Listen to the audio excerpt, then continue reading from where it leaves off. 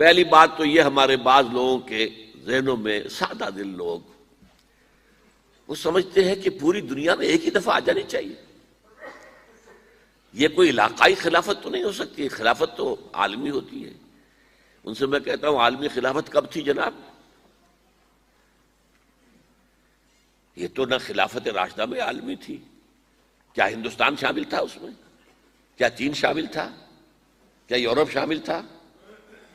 اور سب سے بڑی بات یہ، اگر ایک دم پوری دنیا پر خلافت قائم ہو سکتی تو حضور کے دست مبارک سے ہوتی، لیکن نہیں ہوئی. نتیجہ کیا نکلا؟ ایک ملک میں حضور نے قائم کر دی، جزیرہ نما عرب، یہاں خلافت قائم ہو گئی، حضور خلیفہ ہے. اب وہ نقطہ کون سا ہوگا، نقطہ آغاز کون سا ہوگا؟ اس میں پہلی بات تو میں نے کہا جو شک کرے گا اس کا پھر ایمان مشکوک ہے. ہوگا، لازماً ہوگا، گلوبل ہوگا، پوری دنیا میں ہوگا. کہاں سے شروع ہوگا اس میں آپ اختلاف کر سکتے ہیں، لیکن مجھے تو دو حدیثیں تو ملی ہیں جن سے یہ اندازہ ہوتا ہے کہ یہ اس مشرقی خطے سے ہوگا، عرب کے مشرق کی جانب کسی ملک سے ہوگا، کسی خطے سے ہوگا. وہ حدیثیں بھی اب آپ پڑھ لیجئے پہلے. پھر میں کہہ رہا ہوں یہ خزانہ ہے جو ہم نے آپ کی خدمت میں پیش کیا ہے، کاش کہ آپ اس کی قدر کر سکیں. یہ حدیثیں آپ کو ازبر ہو جائیں، یاد ہو جائیں، لوح قلب پر نقش ہو جائیں.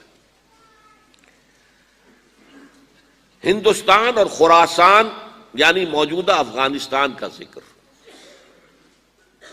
ابن ماجہ کی روایت ہے عن عبداللہ ابن الحارث رضی اللہ تعالی عنہ قال رسول اللہ صلی اللہ علیہ وسلم یخرج ناس من المشرق یؤتئون للمہدی یعنی سلطانہ، یعنی سلطانہ، دونوں طرح سے پڑھ سکتے ہیں.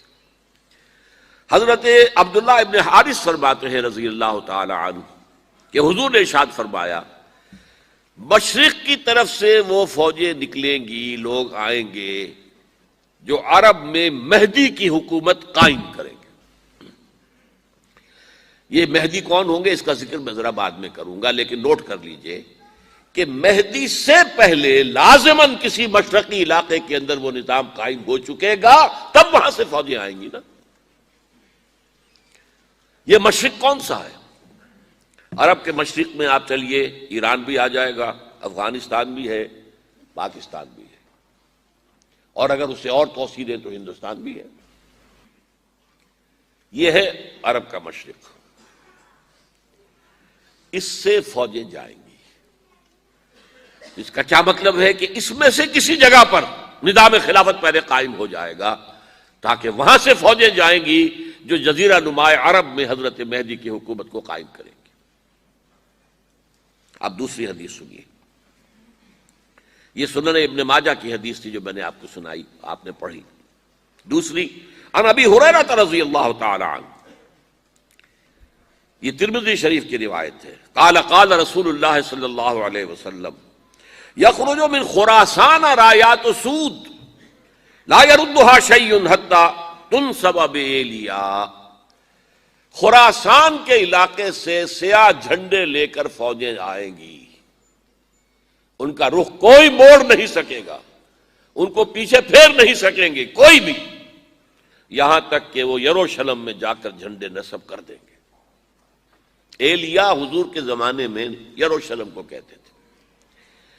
یہ یروشلم تھا جب حضرت سلیمان کی حکومت تھی اور یہاں پر معبد سلیمانی، ہیکل سلیمانی قائم ہوا. پھر یہ یروشلم ہی رہا ہے تاریخ میں، یہاں تک کہ سن 70 عیسوی میں جب ٹائٹس رومی جنرل نے اس کو گرایا، ختم کیا، سیکنڈ ٹیمپل گرا دیا اور یہاں سے یہودیوں کو کہا نکل جاؤ، یہاں سے کوئی یہودی باقی نہیں رہا، تب بالکل تہو بالا برباد کر دیا. اس کے کوئی 150 سال بعد ہیڈریان، رومن ایمپرر ہیڈریان، اس نے پھر دوبارہ آباد کیا اس شہر کو. 150 سال تک یہ بالکل بنجر اور بالکل غیر آباد پڑا تھا. اب ہیڈریان نے جب آباد کیا تو اس کا نام ایلیا رکھا، اب یروشلم نام نہیں تھا. تو حضور کے زمانے میں پھر اس کا نام ایلیا تھا۔ اور اب اس سے کیا معلوم ہو رہا ہے کہ یہ یروشلم مسلمانوں کے قبضے سے اس وقت نکلا ہوا ہوگا۔ ایک دفعہ پہلے نکلا تھا، سن 1099 عیسوی میں مسلمانوں کے ہاتھ سے نکلا، کروسیڈرز عیسائیوں نے آ کر اس کو قبضے میں کیا، لاکھوں مسلمانوں کو مارا، قتل کیا۔ اس کو 1187 عیسوی میں واپس لیا ہے۔ کس نے لیا ہے؟ صلاح الدین ایوبی، کرد۔ عرب کھوکھلے ہو چکے تھے، عربوں نے کھویا، واپس نہیں لے سکے۔ بہت حکومت کر چکے تھے، 400-500 برس کی حکومت کر کے، اور ان کے عیش اور ان کے آرام، اب ان میں جان نہیں تھی کہ وہ واپس لے سکے۔ واپس لینے والا گرم کرد خون تھا، صلاح الدین ایوبی۔ تو گویا کہ اب آپ سمجھئے کہ 88 برس تک عیسائیوں کا قبضہ رہا یروشلم پر۔ اب 1967 میں یہودیوں نے قبضہ کیا ہے، اور اب 38 برس تو ہو گئے، 88 نہیں تو 38 برس تو ہو گئے ہیں۔ لیکن وہ دور آئے گا کہ اب پھر لیں گے، لینے والے عرب بھی نہیں ہوں گے، خراسان کے علاقے سے فوجیں آئیں گی۔ یہ خراسان کیا تھا؟ ایلیا تو میں نے آپ کو بتا دیا، یروشلم کا نام ہے۔ خراسان اس زمانے میں ایک بہت بڑے ملک کو کہتے تھے، کچھ حصہ پاکستان کا بھی اس میں شامل ہے، کچھ حصہ ایران کا بھی ہے۔ ایران کے اس حصے کو اب بھی خراسان کہتے ہیں، وہ ایک صوبہ ہے۔ خراسان ایک صوبہ ہے ایران کا، چھوٹا سا۔ پاکستان میں خاص طور پر یہ جو علاقہ مالاکنڈ ایجنسی کہلاتی ہے، اس سے اوپر جتنا علاقہ ہے، اور یہ جو واخان کی ایک پٹی آتی ہے اوپر، واخان افغانستان کی ایک پٹی سی دم سی چلی آتی ہے جو جا کر چائنا کی سرحد سے مل جاتی ہے، یہاں سے لے کے یہاں تک یہ جو مالاکنڈ کا وہ درہ ہے اور پہاڑ ہے، یہ بھی خراسان کا حصہ ہے۔